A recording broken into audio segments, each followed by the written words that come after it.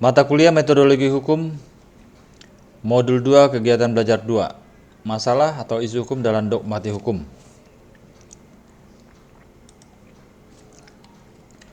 Aktivitas penelitian hukum selalu dimulai dengan identifikasi masalah atau isu hukum, legal issues atau legal problems.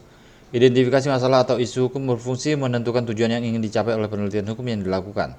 Masalah atau isu hukum memberhentikan pertanyaan tentang apa hukumnya, apa yang menjadi hak dan kewajiban orang dalam situasi kemasyarakatan tertentu, dan berdasarkan itu apa yang seharusnya dilakukan orang, yang kepatuhannya tidak diserahkan pada kemauan bebas yang bersangkutan. Secara teoritis, masalah hukum dalam rangka penelitian dogmatik hukum dapat dipilah menjadi masalah makro atau abstrak umum dan masalah mikro atau konkret. Masalah hukum makro berkenaan dengan masyarakat sebagai keseluruhan yang berintikan ikhwal menentukan dan menata pola hubungan antar manusia yang berkekuatan normatif dan secara rasional memungkinkan masing-masing mencapai tujuannya secara wajar, sehingga di satu pihak penyelenggaraan ketertiban berkeadilan tetap terjamin dan di lain pihak mendorong kemajuan masyarakat. Pertanyaan intinya adalah perangkat aturan hukum apa yang diperlukan masyarakat. Penyelesaian terhadap masalah hukum makro ini dilakukan dengan pembentukan hukum secara kontekstual dengan mengantisipasi perkembangan di masa depan dalam kerangka tujuan hukum yang pada umumnya dengan mengacu cita hukum yang produknya berupa aturan hukum yang secara objektif berlaku umum. Menurut Mewison, pembentukan aturan hukum adalah penciptaan aturan hukum baru dalam arti umum dan atau dapat pula dalam jangkauan lebih terbatas, misalnya penambahan atau perubahan terhadap aturan-aturan yang sudah berlaku. Masalah hukum mikro berkenaan dengan hubungan antar subjek hukum yang penyelesaiannya dilakukan dengan penemuan hukum dan penerapan hukum secara kontekstual dengan mengacu tujuan yang mau dicapai dengan aturan hukum yang bersangkutan dalam kerangka tujuan hukum pada umumnya. Pertanyaan intinya adalah apa kaidah hukumnya bagi situasi konkret individual tertentu.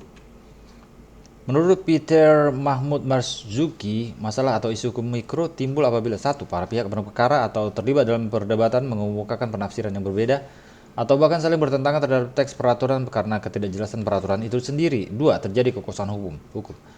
Dan tiga, terdapat perbedaan penafsiran atas fakta. Ilmu hukum bertujuan untuk menawarkan penyelesaian yuridis terhadap masalah atau isu hukum. Ketetapan identifikasi masalah hukum ditentukan oleh ketepatan persepsi atau pemahaman terhadap situasi yang memunculkan masalah hukum tersebut. Untuk memperoleh pemahaman tepat mungkin tentang situasi yang dihadapi, maka situasi tersebut harus dianalisis ke dalam fakta-fakta relevan yang mewujudkannya, mengkualifikasi situasi untuk menetapkan fakta-fakta yang yuridis relevan dengan memisahkannya dari yang tidak relevan dilakukan berdasarkan kaidah hukum yang harus ditemukan, didistilasi dengan menggunakan metode interpretasi atau konstruksi hukum terhadap peraturan perundang-undangan yang relevan terhadap situasi kenyataan faktual yang dihadapi. Sebaliknya, memilih peraturan perundang-undangan dan mendistilasi kaidah hukum yang relevan harus atau hanya dapat dibenarkan jika dilakukan dari sudut situasi kenyataan faktual yang dihadapi. Dengan demikian, dalam proses berpikir untuk merumuskan penyelesaian yuridis berlangsung proses lingkaran hermeneutikal. Menurut Titon, Slamet Kurnia dan kawan-kawan, standar atau prosedur yang sudah baku dalam penelitian hukum adalah sebagai berikut. Pertama, identifikasi fakta. Kedua, menetapkan konsep hukumnya. Ketiga, menemukan norma, kaidah, dan prinsip atau asas hukumnya dalam sumber-sumber hukum yang relevan, peraturan, putusan pengadilan, doktrin. Untuk melihat apakah norma atau kaidah dan asas hukum dari sumber-sumber hukum yang relevan tersebut applicable atau tidak. Keempat, jika tidak applicable, maka metode yang digunakan ialah penemuan hukum, rechtfinding, untuk menetapkan apa yang menjadi hukumnya atas isu hukum yang sedang ditangani. Dengan demikian, yang pertama kali harus dilakukan oleh peneliti hukum adalah mengidentifikasi apakah situasi yang dihadapkan kepadanya merupakan masalah hukum atau bukan. Meskipun suatu masalah yang dihadapi merupakan kasus konkret, belum tentu di dalamnya terdapat masalah isu hukum. Tak dapat disangkal, ada kalanya suatu kasus bukan merupakan masalah hukum tetapi seakan-akan masalah hukum. Sebagai contoh, seorang wanita usia kawin dan belum bersuami hamil di luar perkawinan menggugat laki-laki yang dikatakan telah menghamilinya agar laki-laki itu mengawininya karena laki-laki itu telah dihubungi secara baik-baik oleh keluarga wanita itu menolak untuk bertanggung jawab atas perbuatan tersebut. Sekilas tampaknya masalah tersebut merupakan kasus di bidang hukum perkawinan. Akan tetapi apabila dicermati, persoalan tersebut berada pada ruang lingkup moral daripada ruang lingkup hukum, karena dalam pasal 1 Undang-Undang Nomor 1 Tahun 1974 tentang perkawinan dinyatakan bahwa perkawinan adalah ikatan lahir batin antara seorang pria dengan seorang wanita. Dengan perkataan lain, perkawinan merupakan perjanjian yang tidak dapat dipaksakan. Jadi tidak terjadi pelanggaran hukum bidang hukum perkawinan. Mungkin dapat dipersoalkan, bukankah di dalam hukum adat suatu masyarakat tertentu hubungan seksual di luar perkawinan merupakan perbuatan yang dilarang? Hal itu mungkin saja benar, tetapi persoalan bukan termasuk ke dalam ruang lingkup hukum perkawinan nasional, sehingga penyelesaiannya pun juga secara adat. Penyelesaian demikian tentu saja bukan merupakan penyelesaian melalui prosedur hukum yang dikenal dalam hukum perdata. Peter Mahmud Marzuki memberi contoh masalah atau isu hukum dalam lingkup dogmatik hukumnya sebagai berikut. Isu tentang dapat tidaknya suatu perjanjian yang dibuat oleh salah seorang direktur suatu CV yang masih berusia 18 tahun dimintakan pembatalan. Dalam menghadapi isu ini, yang perlu dilihat adalah apakah perjanjian ini dibuat berdasarkan hukum Indonesia. Jika memang jawabnya ya, perlu dirujuk ketentuan pasal 1320 BW. Salah satu syarat sahnya perjanjian adalah adanya cakapan Bequam-Hayt. Selanjutnya dipertanyakan apakah usia 18 tahun menurut hukum cakap Bequam untuk melakukan tindakan hukum Rechtshandling. Dalam menghadapi hal seperti itu perlu ditengok ketentuan mengenai usia berapa yang memungkinkan seseorang dianggap telah mampu untuk melakukan tindakan hukum. Di dalam pasal 330 BW ditetapkan mereka yang belum 21 tahun penuh dan belum kawin dianggap minderjaric atau belum cukup umur. Ketentuan yang sama juga terdapat dalam Taat Blad 1931 nomor 54. Oleh karena itulah semua golongan penduduk yang ada di Indonesia sebelum 21 tahun penuh dan belum kawin dianggap minderjaric atau belum cukup umur. Istilah minderjaric tidak sama dengan belum dewasa. Cukup umur tidak sama dengan dewasa. Cukup umur dalam bahasa Belanda minderjaric, sedangkan dewasa volwassen. Dalam bahasa Inggris minderjaric identik dengan legal age, sedangkan volwassen dalam bahasa Inggrisnya di adult. Dewasa, volwassen, dan adult bukan pengertian hukum. Apabila menurut hukum Indonesia cukup umur adalah 21 tahun atau sudah kawin, secara a contrario, suatu perbuatan hukum yang dilakukan oleh seseorang yang belum berusia 21 tahun penuh dan belum kawin dapat dimintakan pembatalan. Oleh karena mengadakan perjanjian merupakan suatu perbuatan hukum. Jawaban atas isu yang diajukan tersebut adalah perjanjian itu dapat dimintakan pembatalan. Jawaban atas isu hukum ini tidak mungkin tanpa adanya kegiatan interpretasi karena dalam ketentuan undang-undang yang diacu tersebut terlibat masalah pengertian hukum. Kesalahan dalam memahami pengertian hukum akan berakibat fatal bagi pencari keadilan. Kegiatan interpretasi menggunakan metode hermeneutik. Dalam hal menyangkut kehidupan manusia, hermeneutik menghadirkan kembali pemikiran Aristoteles mengenai model teologis dengan mengabaikan model kausalitas ilmiah ilmu-ilmu ilmiah. Menurut penganut hermeneutik, aktivitas manusia ditentukan oleh gagasan-gagasan normatif yang ada dalam diri manusia itu sendiri dan bukan ditentukan oleh proses mekanis tanpa tujuan sebagaimana terjadi pada makhluk lain yang bukan manusia. Menurut Jan Gisel, Mark van Hooke, dogmatik hukum mempunyai metodenya sendiri yang khas, yaitu metode perundang-undangan serta metode penemuan hukum, interpretasi, konstruksi, dan penyempitan penghalusan hukum. Metode perundang-undangan bertujuan memperbaiki kualitas perundang-undangan sehingga dapat mencegah terjadinya banyak masalah dalam hal interpretasi ketika suatu peraturan ditetapkan. Metode penemuan hukum penting karena dalam penerapan hukum pada umumnya dihadapi 3 problematik utama menyangkut aturan hukum, yaitu norma atau kaidah kabur, vage normen, antinomi, konflik norma, dan kekosongan aturan hukum. Lemten in het recht. Terkait dengan kaidah yang kabur, Paul Scholten mendalilkan bahwa setiap undang-undang juga yang paling baik dirumuskan sekalipun membutuhkan penafsiran. Isunya ialah kriteria moral apa yang harus dipenuhi pada saat melakukan interpretasi supaya tidak terjadi interpretasi justru memelintir ketentuan undang-undang atau interpretasi secara kontra lem tidak sesuai dengan rasio legisnya, tidak semata-mata positivitas. Ronald Dworkin menjelaskan fungsi metode penemuan hukum dalam praktik hukum sebagai berikut. Profesi hukum merupakan moral business karena sifat argumentatif hukum, sifat unfixed hukum, dan pengembangan hukum, the legal enterprise. Orang-orang menekuni profesi hukum adalah bagian dari ongoing proses. Selanjutnya, Dworkin menyatakan keyakinannya tentang keharusan hakim. Dan seharusnya berlaku pula untuk semua yuris pengemban ilmu hukum untuk mengembangkan teori interpretasi terbaik sebagai tanggung jawab profesinya. Hakikat dari moralitas dalam hukum, the inner morality of law, menurut Dworkin adalah integritas atau integrity dalam rangka mewujudkan a community of principle sebagai pedoman dalam setiap kegiatan penemuan hukum. Integritas menuntut pembentuk hukum berusaha to make the total set of laws morally coherent and an adjudicative principle which instruct that law be seen as coherent in that way so far as possible. Dengan demikian, praktik hukum dalam hal ini penemuan hukum tidak semata-mata positivitas, namun juga dapat sangat bernuansa moral, ada keadilan, fairness, due process, dan koherensi. Menurut Solton, hukum merupakan sistem yang terbuka, artinya mengingat hukum itu buatan manusia yang penuh kekurangan, maka sistem tersebut menurut sifatnya tidak selesai dan tidak dapat selesai. Dengan perkataan lain, hukum dapat dilihat dinamis dan tidak statis. Interpretasi historis dan teleologis merupakan pembahasan penilaian bebas pada penemuan hukum. Hukum mungkin menunjukkan retak-retaknya yang tajam dalam perundang-undangan, terutama jika berusaha menciptakan hukum baru. Namun hukum tetap terikat kepada apa yang oleh berabad-abad lampau diperbuat daripadanya. Sebaliknya, betapapun terikatnya hukum bukanlah hukum jika di dalamnya tidak ada arah, usaha untuk mencapai sesuatu yang menjadi tujuan kita.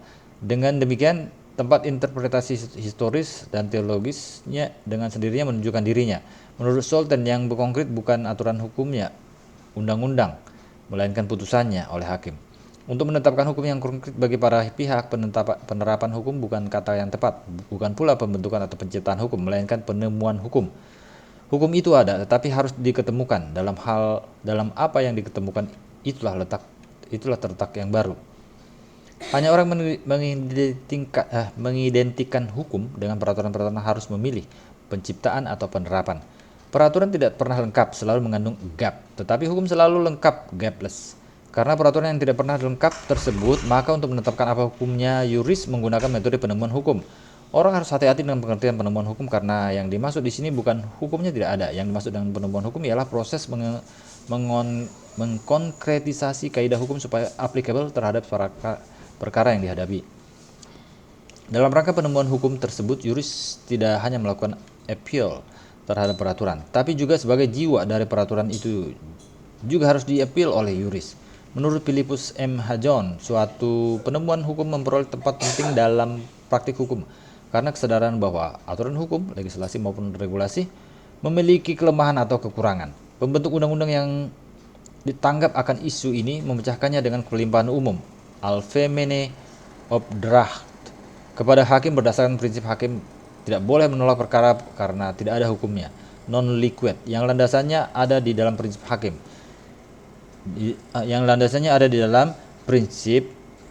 Hakim dianggap tahu hukum, ius curia novit. Prinsip ini merupakan implikasi konsep independensi yudisial sekaligus pengertian bahwa meskipun undang-undang itu cenderung tidak pernah lengkap, bahkan kodifikasi sekalipun, namun hukum selalu lengkap sebagai suatu sistem. Hukum itu sempurna. Solton mengkonstruksikannya open system van het recht.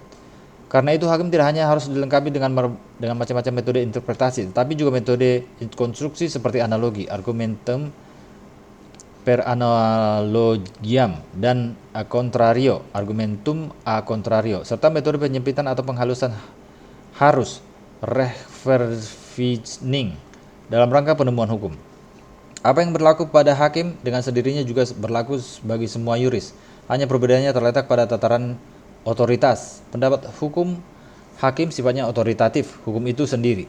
Sementara pendapat hukum yuris bukan hakim bersifat persuasif, komentar atau penjelasan tentang hukum yang ada. Sebagai suatu sistem yang sempurna, terlengkap, hukum hanya dapat bertahan kalau di dalamnya tidak ada antinomi.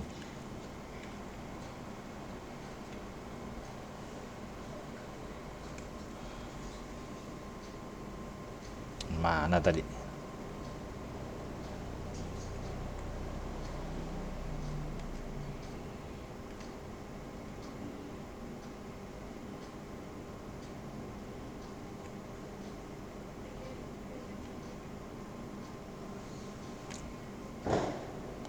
Hukum akan runtuh wibawanya kalau dalam situasi yang sama membebankan suatu perintah dan larangan sekaligus. Sebagai suatu sistem hukum non-kontradiktif. Dalam rangka menghadapi isu antinomi dalam aturan hukum, maka hukum memberi solusi dengan prinsip derogasi, lex specialis derogat legi generali, lex posterior derogat legi priori, dan lex superior derogat legi interior. Hukum juga lengkap, gapless. Meskipun peraturan tidak selalu lengkap, dalam rangka mengisi kekosongan undang-undang, Pitlo memberi solusi kepada asas-asas hukum dari hukum yang kepada asas-asas umum dari hukum yang dapat diketemukan dalam kebiasaan atau dalam pandangan tentang kepantasan yang mengilhami dirinya, kepada alat bantu yang disajikan kepadanya oleh ilmu, yaitu bagaimanakah diatur dalam sistem hukum yang dulu-dulu, apakah hasil mempelajari sistem hukum asing, apakah isi doktrin. Makin lama makin banyak ia mengacu kepada hukum yang sedang berkembang seperti dituangkan dalam BW baru Nederland, daya antisipasi dari BW baru. Solusi dari Pitlo menunjukkan kompleksitas metode penemuan hukum dalam situasi kekosongan peraturan, interpretasi komparatif, futuristik, pandangan doktrin dan asas-asas hukum umum. Penerapan hukum harus ditopang dengan metode penemuan hukum karena undang-undang tidak selalu dapat diterapkan secara silogistik. Di bidang interpretasi hukum, peran voorverstanis pra-pemahaman sangatlah penting. Voorverstanis itu dapat ditemukan dalam ilmu hukum sendiri, teori hukum khususnya algemene Rechtsleer atau bahkan di luar ilmu hukum, misalnya filsafat hukum dan ilmu-ilmu kemasyarakatan, sosiologi, antropologi, etnografi, dan lain-lain. Catatan penting tentang peran voorverstanis dalam penafsiran undang-undang diberikan oleh D.F. Seltens berikut. Dasar untuk penafsiran hukum dan dengan demikian dari pengetahuan hukum juga terletak dalam bidang luar yuridis.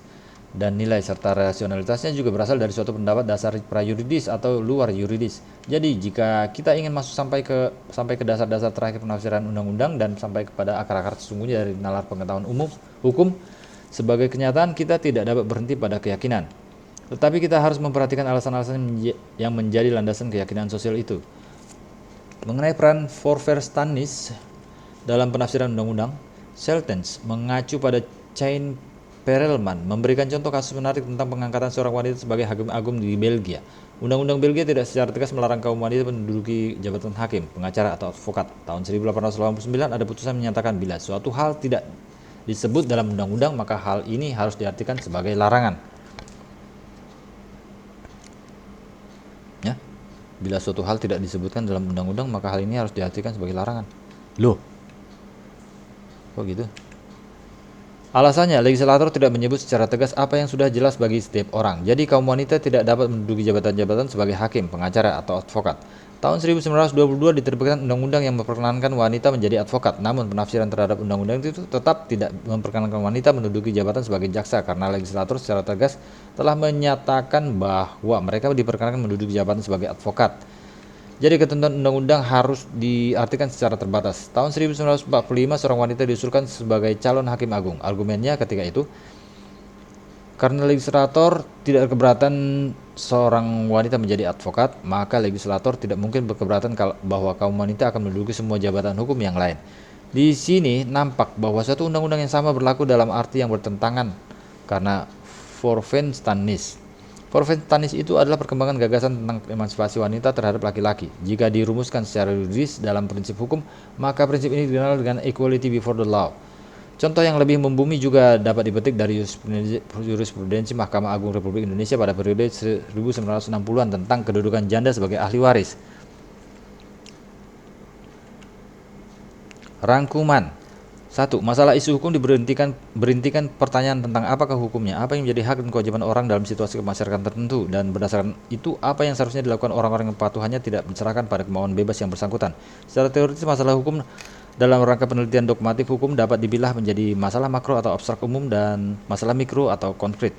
2. Masalah hukum makro berkenaan dengan kegiatan pembentukan atau aturan hukum, termasuk penambahan atau perubahan terhadap aturan-aturan yang sudah berlaku. 3. Masalah mikro berkenaan dengan hak atau kewajiban pihak tertentu. Masalah hukum mikro berkenaan dengan kegiatan penemuan hukum di mana problematik yang biasa dijumpai antara lain apakah aturan hukumnya sudah jelas, tidak ada vorgenommen, koheren, tidak ada antinomi, dan komprehensif, tidak ada kekosongan hukum, lemten in het recht, dan lain-lain. 4. Dogmatik hukum mempunyai metodenya sendiri yang khas, yaitu metode perundang-undangan serta metode penemuan hukum, interpretasi, konstruksi, dan penyempitan hukum. 5. Metode perundang-undangan bertujuan memperbaiki kualitas perundang-undangan sehingga dapat mencegah terjadinya banyak masalah dalam hal interpretasi ketika suatu peraturan ditetapkan. 6. Metode penemuan Hukum penting karena dalam penerapan hukum pada umumnya dihadapi 3 problematik utama menyangkut aturan hukum, yaitu norma, kaidah, kabur, vage normen, antinomi atau konflik norma, dan kekosongan aturan hukum, lemten in het recht. Mata kuliah Metode Penelitian Hukum Modul 2 Kegiatan Belajar 2 selesai.